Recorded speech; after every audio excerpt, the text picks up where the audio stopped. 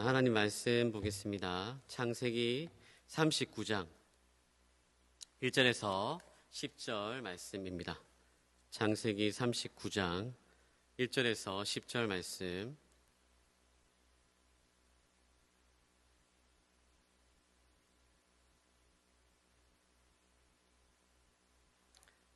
구약 60페이지입니다. 한 절씩 교독하겠습니다. 요셉이 이끌려 애굽에 내려가매 바로의 신하 친위 대장 애굽 사람 보디발이 그를 그리로 데려간 이스마엘 사람의 손에서 요셉을 사니라.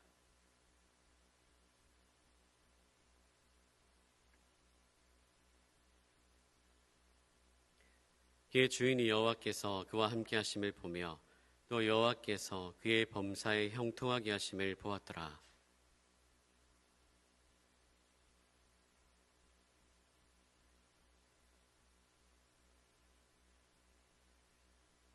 그가 요셉에게 자기의 집과 그의 모든 소유물을 주관하게 한 때부터 여호와께서 요셉을 위하여 그 애굽 사람의 집에 복을 내리심으로 여호와의 복이 그의 집과 밭에 있는 모든 소유에 미친지라.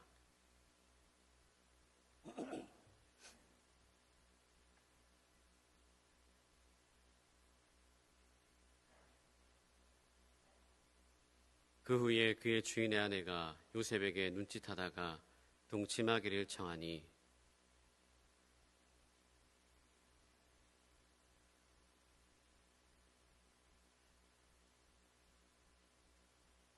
이 집에는 나보다 큰 이가 없으며 주인이 아무것도 내게 금하지 아니하였어도 금한 것은 당신뿐이니 당신은 그의 아내임이라. 그런즉 내가 어찌 이 큰 악을 행하여 하나님께 죄를 지으리까. 청하였으니 요셉이 듣지 아니하여 동침하지 아니할 뿐더러 함께 있지도 아니하니라. 아멘. 마이크 소리 좀 올려주세요. 할렐루야. 네, 우리 옆에 이제 축복하겠습니다. 축복합니다. 사랑합니다. 네, 한 번 더요. 하나님이 너를 엄청 사랑하신대. 여러분 믿으십니까? 네.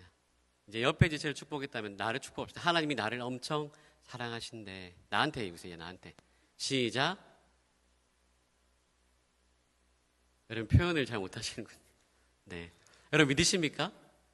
하나님이 나를 엄청 사랑하시고 하나님이 여기서 있는 모든 지체들을 엄청 사랑한 줄 믿습니다. 사랑한 자녀들이 모여서 하나님께 예배할 때 오늘도 예배하신 은혜가 있습니다. 예배하신 은혜. 그 은혜를 여러분 기대하면서 말씀을 통해서 그 은혜를 누리기 원합니다. 오늘은 스토리 하나님의 흔적이라는 제목으로 말씀을 나누겠습니다. 이 스토리 하나님의 흔적은 책 제목입니다. 이 책은 여러분 40명의 스토리가 담겨 있는데 각자에게 다양한 방법으로 일하시는 그 하나님의 흔적들이 있는 소개한 책이죠. 그렇다고 해서 여러분 제가 여기 있는 내용들을 뺏겨서 설교하는 게 아닙니다. 제가 하나님께 여러분 한 주간 물어봤거든요. 기도를 했거든요. 하나님 이번 주에 제가 말씀을 전해야 되는데 어떤 말씀을 전해야 될까요? 기도하는 가운데 요셉의 본문을 주시더라고요. 그래서 제목을 찾는 가운데 이 제목이 저에게 확 들어왔습니다. 여러분 우리 한 주간의 삶을 한번 돌아봅시다. 한 주간의 삶. 우리의 삶을 스토리로 생각해 봅시다. 6일에 나의 스토리는 어떤 스토리였습니까? 오로지 나를 위한 스토리였습니까? 아니면 하나님의 흔적을 남긴 스토리였습니까? 스펙을 위한 스토리였습니까? 아니면 하나님의 스토리였습니까? 저는 모르지만 하나님은 아시죠? 여러분 나의 스토리로 꽉 차 있는 것이 아니고 하나님의 흔적을 남기는 스토리로 살아가시기 축복합니다. 오늘 주인공이 바로 요셉이죠. 요셉. 여러분 요셉은 너무 잘 아는 인물이죠. 형제들에게 미움과 시기와 질투를 받게 됩니다. 그 이유가 뭡니까? 아버지 야곱이 이 요셉만 특별하게 사랑했기 때문입니다. 왜냐하면 여러분 노년에 얻은 아들입니다. 노년에 얻은 아들. 얼마나 귀하겠습니까? 얼마나 사랑스럽겠습니까? 그러니까 야곱의 눈에 여러분 요셉이 너무 사랑스러울 수밖에 없죠. 거기다가 채색 옷을 요셉에게만 입혀주죠. 여러분, 이 미워하는 마음은, 시기하는 마음, 이 질투하는 마음은 한 번이 아니고요, 쌓이고 쌓일 때 폭발하게 됩니다. 요셉은 이번에 형들에게 자기가 꾼 꿈 이야기를 얘기하죠. 형제들과 부모가 자신에게 절하는 그 내용이었습니다. 결국 형제들은 폭발해서 요셉을 죽이려고 하죠. 그런데 죽이지 않고 오히려 애굽의 상인들에게 팔아버립니다. 그리고 보디발의 노예가 됩니다. 이게 요셉의 스토리예요, 여러분. 여러분, 요셉의 스토리에 무슨 하나님의 흔적을 남길 수 있을까요? 그런데 여러분, 요셉은 최악의 상황 가운데 비관적이고 절망적이고 부정적인 스토리를 남기지 않았습니다. 오히려 하나님의 흔적을 남기는 스토리로 살았다는 것입니다. 할렐루야. 그렇다면 요셉처럼, 어떻게 하면 요셉처럼 하나님의 흔적을 남기는 스토리로 살아갈 수 있었을까요? 첫째로 따라서 합니다. 하나님과 동행하였습니다. 자, 2절 말씀인데요. 함께 읽겠습니다. 2절. 여호와께서 요셉과 함께 하심으로 그가 아멘. 여러분, 여기서 함께 하셨다는 말은 여호와께서 말씀하시고 그를 인도하셨다라는 것을 의미합니다. 즉, 하나님께서 요셉과 교제를 하셨고, 요셉은 교제를 통해서 하나님을 더욱 의지하게 되었다는 것입니다. 여러분, 하나님과 교제했다는 것은 하나님과 동행하였다는 것을 의미합니다. 여러분, 생각해 보십시오.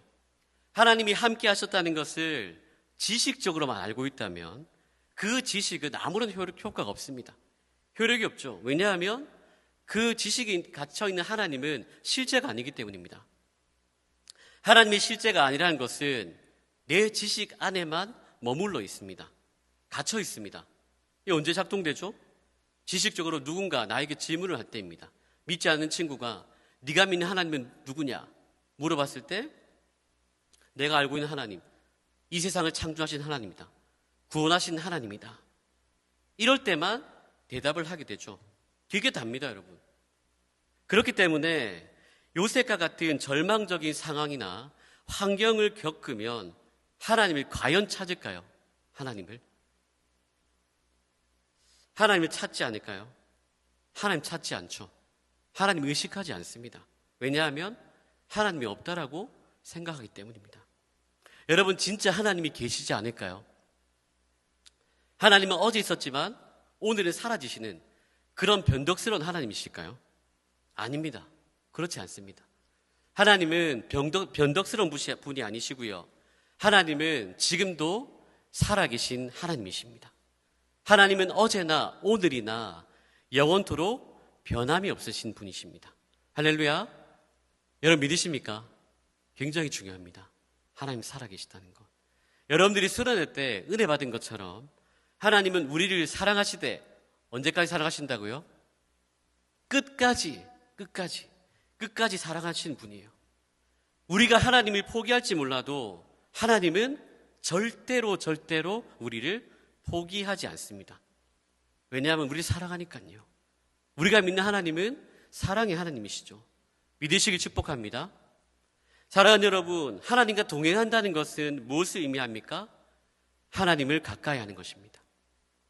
하나님과 교제하는 것이죠. 하나님과 소통하는 것입니다. 일반적인 소통이 아니라 서로 함께 소통하는 것, 함께. 여러분, 하나님과 동행한다는 것은 하나님을 알아가는 것입니다. 하나님이 어떤 분이신지를 알아가는 것이에요. 하나님을 알아가는 방법이 무엇입니까? 바로 말씀입니다. 말씀. 하나님 말씀. 하나님 말씀을 통해서만 하나님이 어떤 분이신지 알 수 있습니다. 여러분, 혹시 나의 믿음이 이 정도면 괜찮다, 나의 믿음이 이 정도까지 훌륭하다라고 생각하고 있지 않습니까? 이것이 교만이죠. 교만. 착각입니다. 나의 믿음은 장성한 분량까지 자라가야 됩니다. 나의 믿음은 계속적으로 성장하고 깊어져야 돼요. 믿음이 어떻게 자랍니까? 로마서 10장 13절입니다. 우리 같이 읽어볼까요? 그러므로 믿음은 들음에서 나며 들음은 그리스도의 말씀으로 말미암았느니라. 아멘. 사랑하는 여러분, 믿음의 시작은 뭐예요? 듣는 데서 시작합니다. 무엇을요? 하나님 말씀을요. 하나님 말씀을 들을 때 믿음이 자라는 것입니다. 여러분, 하나님 말씀을 읽고 계십니까? 통독하고 계십니까? 하나님의 말씀을 읽기 전에 어떤 마음으로 읽어야 됩니까? 사무엘이 고백했던 것처럼 주님 나에게 말씀하시옵소서. 주님 나에게 말씀하시옵소서. 주의 종이 듣겠습니다. 주의 종이 듣겠습니다. 이 고백으로 하나님 말씀을 듣고 읽어야 됩니다. 여러분, 우리가 하나님 말씀을 들을 때 우리는 하나님이 어떤 분이신지 깨닫고 하나님을 향한 그 믿음이 점점 커지고 깊어지고 자라는 것이죠. 여러분 보십시오. 요셉이 하나님과 동행함으로, 하나님과의 그 깊은 교제함으로 말씀을 통해서 한 가지 분명한 사실을 깨닫게 되었습니다. 그것이 무엇입니까? 하나님이 나와 함께 하신다는 사실. 하나님이 나와 함께 하신다. 하나님이 나와 함께 하신다는 사실이 진정한 복이구나, 이것을 깨달았다는 겁니다. 왜 그렇습니까? 오직 하나님만이 진정한 복이시기 때문이죠. 오직 하나님만이 생사화복을 주관하시는 분이시기 때문입니다. 오직 하나님만이 형통을 주시는 분이심을 알았기 때문입니다. 요셉에게 있어서 지금 자신의 신분과 환경이 문제가 되지 않았습니다. 왜 그렇습니까? 하나님이 요셉과 함께 하시기 때문입니다. 하나님과 함께 동행하는 것이, 하나님과 함께 걸어가는 것이 천국입니다. 천국. 죽어서 가는 곳이 천국 맞죠? 그러나 동시에 죽지 않고 천국, 하나님 나라를 경험할 수 있습니다. 어떻게 해요? 하나님을 모시고 살아가면 됩니다. 하나님을 모시고 하나님과 동행하면 됩니다. 하나님과 함께 걸어가면 된다는 겁니다. 여러분, 이렇게 살아보십시오. 반드시 하나님 나라를 경험하게 될 줄로 믿습니다. 상황과 환경은 바뀌지 않았지만 요셉의 마음에는 기쁨과 평안이 차고 넘쳤을 겁니다. 하나님과 동행하는 사람은 상황과 환경을 탓하지 않습니다. 하나님과 함께 동행함으로 하나님의 흔적을 남기는 스토리로 살아갈 겁니다. 그러므로 하나님과 함께 동행하는 여러분들 되시길 주님의 이름으로 축복합니다. 둘째로 따라서 합니다. 하나님과 사람 앞에서 성실하였습니다. 4절입니다. 4절 같이 읽겠습니다. 요셉이 그의 주인에게 은혜를 입어 섬김에 그가 요셉을 가정총무로 삼고 자기의 소유를 다 그의 손에 위탁하니. 아멘. 여러분, 무슨 말씀입니까? 보디발이 종인 요셉에게 가정총무로 삼고 그 자기의 소유를 다 맡겼다는 거죠. 가정총무는 주인의 뜻을 받들어서 모든 재산과 노예들을 다스리고 그 집에 있는 재반 살림을 맡아보는 직책입니다. 이 당시 여러분, 애굽의 부유층 또는 권력층의 이 가정에는 이런 직책이 있었습니다. 여러분, 보디발의 성격이 어떠했을 것 같습니까? 성격이 안 나와요. 그런데 여러분, 제가 한번 생각해 봤습니다. 보디발의 성격이 어땠을까? 아마도 굉장히 꼼꼼하고 완벽주의의 성향이었을 것 같습니다. 왜냐하면요, 보디발은 애굽의 친위 대장이었습니다. 친위 대장. 보디발은 당시 애굽에서 가장 유능한 그 군인들을 거느리고 애굽을 지키는 높은 위치에 있었습니다. 그런 높은 위치에 있었기 때문에 더 체계적이고 더 정확하게 이끌어 갔을 겁니다. 그래서 여러분, 적당히 일하는 것으로 이 주인 보디발에게 인정을 받을 수 없죠. 그런데 여러분, 놀랍게도 요셉은 이런 보디발의 선택을 받으며 그 성실함을 인정받았습니다. 그래서 4절에 보시면 요셉이 그의 주인에게 은혜를 입어 섬겼다라고 말씀하고 있죠. 여러분, 노예의 신분에도 불구하고 요셉이 이렇게 중요한 직책을 맡을 수 있었던 이유가 무엇입니까? 매 순간 성실하게 일하는 요셉을 보디발은 보았기 때문입니다. 물론 근본적으로는 하나님께서 요셉과 함께 하셔서 모든 일을 형통하게 하셨죠. 그러나 우리는 여기서 성실하게 일하는 요셉을 기억해야 됩니다. 여러분, 요셉이 가만히 있는데 하나님이 형통의 은혜를 주셨을까요? 아닙니다. 하나님은 요셉의 그 성실하심을 보시고 요셉과 함께 하심으로 형통의 은혜를 주셨습니다. 생각해 보십시오. 요셉은 어떤 상황입니까? 요셉은 아버지 야곱의 사랑을 많이 받았던 귀한 아들의 신분이었습니다. 자유가 있었어요. 그러나 형들의 시기로 애굽의 상인들에게 팔리고 결국 보디발의 종이 되어버렸죠. 자유가 전혀 없는 종이 되어버렸어요. 여러분, 요셉은 자신의 처지를 슬퍼하는 것을 뛰어넘어서 굉장히 비통하고 절망적이고 낙심이 될 수밖에 없습니다. 여러분, 종이 무슨 소망이 있습니까? 종이 무슨 자유가 있어요?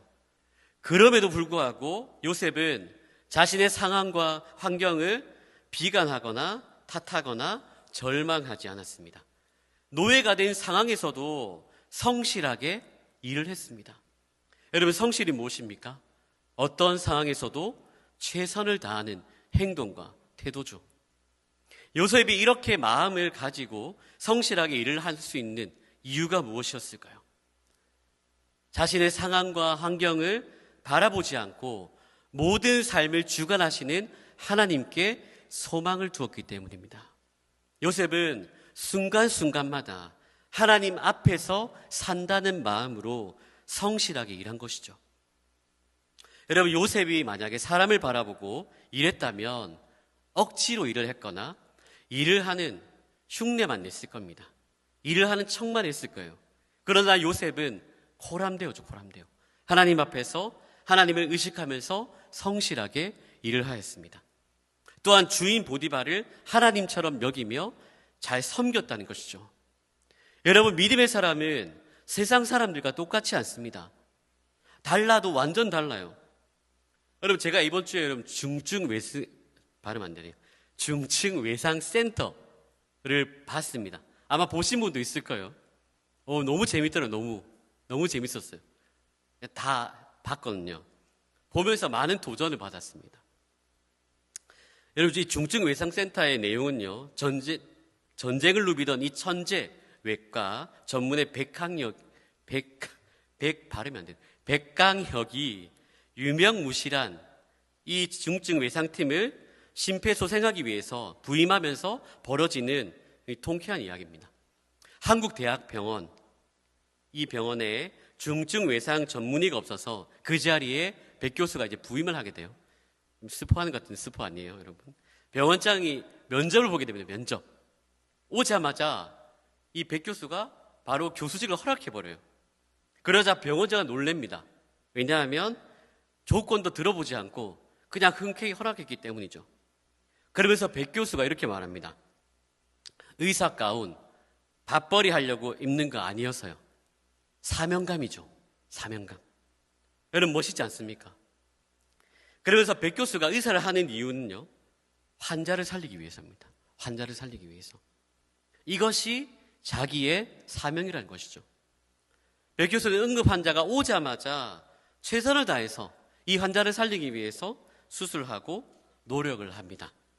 심지어 큰 부상이 난 곳에 많은 사람이 위급한 상황 가운데 헬기를 조정해서 응급 조치를 하고 병원으로 데리고 와서 수술을 해줍니다. 백 교수는 환자를 살리고 고치는 일에 미친 사람이었습니다. 하루하루 주어진 일에 최선을 다한 사람이 백 교수였습니다. 반면에 황선우라는 마취과 의사가 있었어요. 황선우라는 인물은 의사라기보다는 공무원 마인드가 강한 인물입니다. 공무원 마인드. 업무 시간이 끝나면 칼퇴근합니다. 칼퇴근. 백경현 교수와 정반대 인물입니다. 그래서 여러분, 백 교수한테 많이 깨져요. 그 이후로 응급실 호출을 의도적으로 피하게 되죠. 전화를 받지 않아요. 여러분, 제가 말하려고 하는 것이 무엇일까요? 그리스도인들은 백 교수처럼 살아야 됩니다. 여러분, 황선우처럼 살면 안 돼요. 적당히. 그냥 단지 월급 주는 월급쟁이로만 살아서는 안 되는 겁니다. 왜냐하면 우리가 살아가고 있는 이 모든 부분에서 학교든 직장이든 무슨 일을 하든 하나님의 살아계심을 우리 증명해야 돼요. 나타내야 된 사람들이에요. 여러분, 내가 다니고 있는 학교, 내가 다니고 있는 직장, 내가 속해 있는 공동체를 허락하신 분이 누구십니까? 하나님이십니다. 하나님. 우연입니까? 우연 아니에요. 우연 없습니다. 모든 것은 하나님이 허락하신 겁니다. 그래서 여러분, 내가 다니고 있는 대학교가 가장 좋은 학교입니다. 아멘 안 하군요.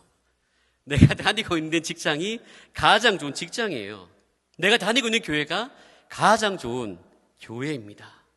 이런 마인드를 가지고 우리는 최선을 다해서 성실하게 일을 해야 하는 것이죠. 왜냐하면 하나님이 기뻐하시고 영광 받으시기 때문입니다. 사랑하는 여러분, 나를 가르치는 교수님을, 나를 가르치는 직장 상사나 선배, 나를 가르치는 목사님을 하나님으로 생각하고 최선을 다해서 섬기시길 축복합니다. 보디발이 요셉에게 가정총무의 역할을 맡겼을 때 어떻게 되었습니까? 5절입니다. 5절. 우리 같이 한번 읽어볼까요? 5절. 그가 요셉에게 자기의 집과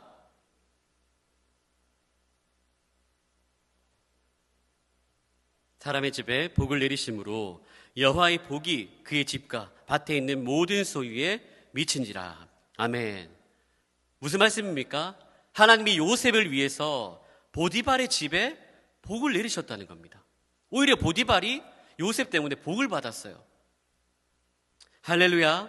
사랑하는 여러분, 요셉처럼 축복의 통로가 되시길 축복합니다. 하나님과 사람 앞에서 성실하십시오. 하나님이 여러분들에게 은혜를 주셔서 요셉과 같이 하나님이 함께 하심을 보게 하실 줄로 믿습니다. 복을 주실 줄로 믿습니다. 이런 하나님의 흔적을 남기는 스토리로 살아가는 여러분들 되시길 주님의 이름으로 축복합니다. 자, 셋째로 따라서 합니다. 죄에 민감하게 반응하였습니다. 9절입니다. 9절 같이 읽겠습니다. 9절 읽겠습니다. 이 집에는 나보다 큰 이가 없으며 주인이 아무것도 내게 금하지 아니하였어도 금한 것은 당신뿐이니 당신은 그의 아내임이라. 그런즉 내가 어찌 이 큰 악을 행하여 하나님께 죄를 지으리까. 아멘. 여러분, 요셉은 종이었지만 성실하게 일을 하였습니다. 거기다가 얼굴은요, 송중기 아닙니까 여러분? 돈 없습니까? 잘생겼어요 여러분. 몸은요, 근육질이에요. 근육질.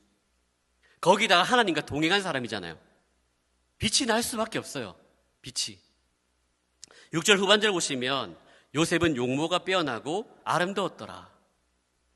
자매들, 요셉과 같은 형제들 만나시길 축복합니다. 믿음대로 될 줄로 믿습니다. 여러분, 그런데 어둠의 손길이 찾아옵니다. 유혹을 합니다. 어둠의 손길은 누굽니까? 바로 이 보디발의 아내 아줌마 여러분. 보디발의 아내의 눈에 요셉이 눈에 들어온 겁니다. 그래서 7절에 보시면 그 후에 주인의 아내가 요셉에게 눈짓하다가 동침하기를 청하니. 요셉과 자려고 한 것이죠. 여러분, 유혹은 갑자기 찾아옵니다. 갑자기. 마귀가 유혹할 때 어떤 부분을 유혹할까요? 가장 약한 부분을 유혹하게 되어 있습니다.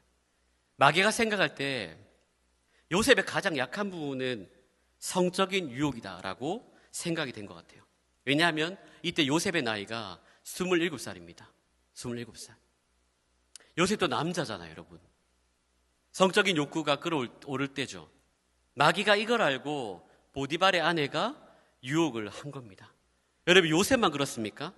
우리도 유혹에 노출되어 있습니다.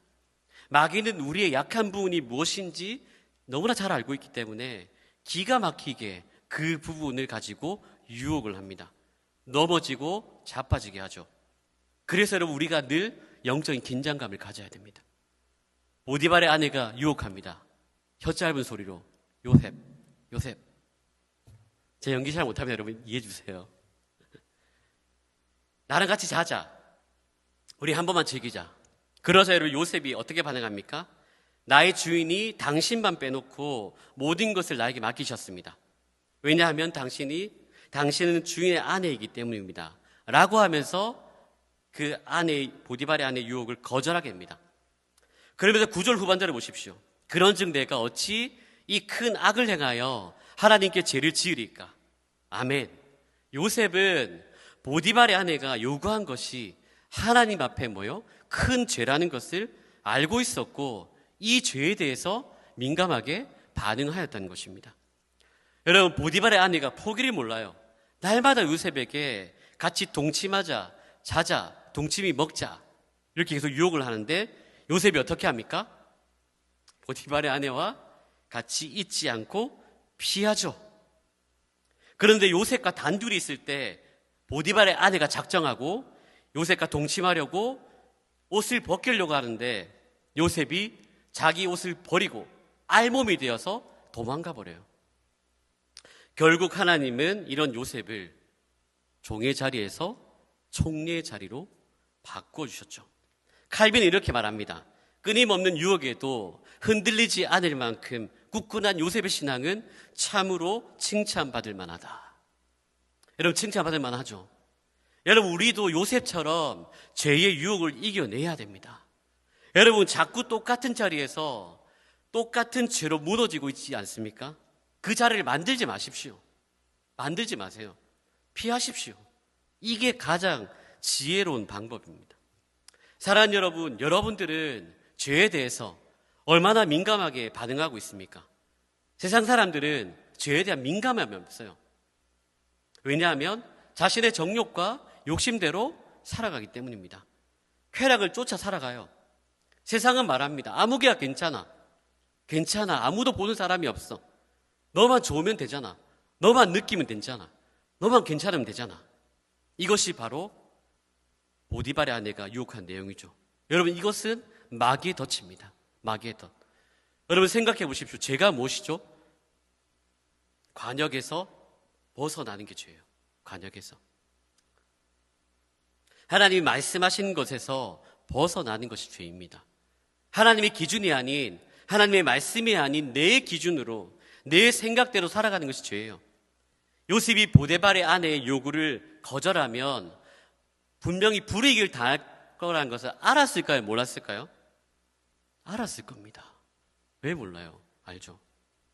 고난과 시련과 어려움을 당할 수 있다는 것을 알았음에도 불구하고 하나님을 선택하기로 작정한 이유가 무엇일까요?